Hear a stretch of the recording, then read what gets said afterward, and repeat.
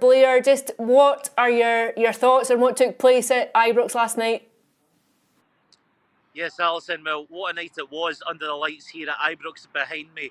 That win against Union Saint-Gilloise, 2-1 for Rangers, securing them a place in the top 8 of the Europa League. I think even the most optimistic of Rangers fans might have found it quite hard to believe that that was going to be the outcome going into the game last night. They needed, I think it was 5 results to go their way for them to make that top 8, but hey-ho, it all came in, and it came to pass for Rangers that they made it, and all importantly, they are now straight in to the last 16 of the Europa League, and more importantly perhaps, they now miss the next round of playoff games. And just how important will it be that Philippe Clement's side will get that all-important break to scout the sides that they will face off against in the next round? The Europa League draw has been done earlier this morning. Rangers will face either Anderlecht or Fenerbahce, or Twente or Bodø Glimt. All 4 of those teams you would think Rangers will fancy their chances against in the next round.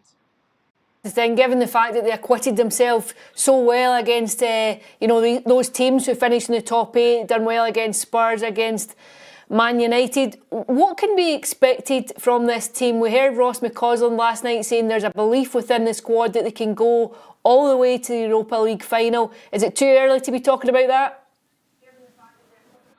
I think it's probably a bit early, Alison, to start talking about finals, despite the fact that Rangers have had a very successful record in this competition over the last few years. We spoke to Philippe Clement at the press conference before the game, and he said that Rangers have to be realistic when it comes against the teams of bigger budgets.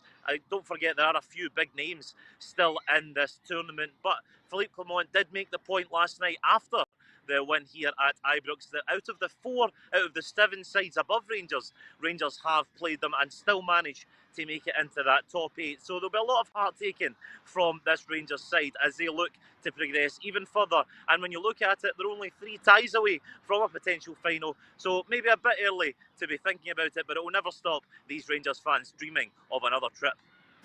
What is the particular magic of the Europa League that just seems to align with Rangers? There's a few factors, Alison. I mean, Rangers at home this season domestically have been very impressive. It seems to be their away form that's really let them down, and especially here at Ibrox under the lights on these European nights, they just seem to come alive.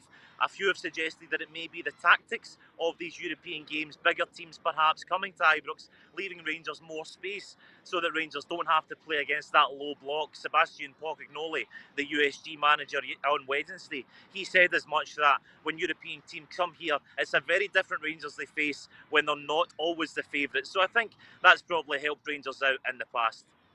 And of course, the progression last night means that there's a bit of money going into the club. I think it's just over €5 million for progression into that last 16. Realistically, what does that mean for Philippe Clement? Does he get any of that now? He's been very, very clear throughout this campaign about the need to cut the wage bill, to get players out, to reduce the incomings and outgoings. I think Rangers have probably had to sell before they could buy. But does he get anything at all now to invest into this squad before the window closes on Monday night?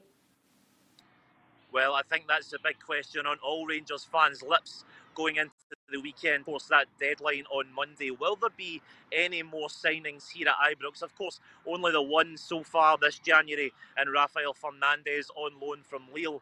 Rangers fans will be certainly hoping to add a few more names before the deadline closes. Lyle Cameron has been one that's been linked all the window from Dundee. Will we finally see that move get over the line? Philippe Clement was asked about it last night in his post-match press conference after the USG when he said, he made it clear that that's not a question for him, that's a question for Patrick Stewart, Niels Coppin, the people above him on the board who deal with the transfers. However, he did say that the players they've got, he will work with, and that's his job now, to work with the guys he's got, not entertaining the prospect of any new players. However, if you look at that team that finished last night, Ross McCausland, of course, having to fill in at fullback after Leon King, so unfortunately having to go off early. Maybe that's a problem position where Rangers will be looking to add more depth. As well as up front, Cyril Dessers, he perhaps had his best game in a Rangers shirt last night. He was excellent for the 90 minutes, but they may look to strengthen up front to give them a little bit more firepower just behind himself and Hamza Igman. And of course, there's much interest potentially on players going out. You mentioned Cyril Dessers. He wouldn't have done his reputation any harm at all. That goal at Old Trafford and then a very fine performance, as you say, last night. There's been a bit of speculation about his future at Rangers too. Do you see that moving at all over the weekend? I think the mumblings that are coming out of Ibrox, Alison, is that Cyril Dessers will remain a Rangers player for the rest of this window. I think certainly the last few games, that goal against Manchester United and that goal even surpassed perhaps in quality by that goal against Dundee United, and then an excellent performance here last night. I think he's reminding the Rangers players and reminding his manager just what he can bring to the table. In terms of outgoings, we've seen Rabbi Matondo head out on loan yesterday. I think there may still be a few more moving on before the window ends. Tom Lawrence in particular is one that could probably see the exit door before the deadline on Monday. That's fantastic. Thank you so much for the update, Blair. We'll be with you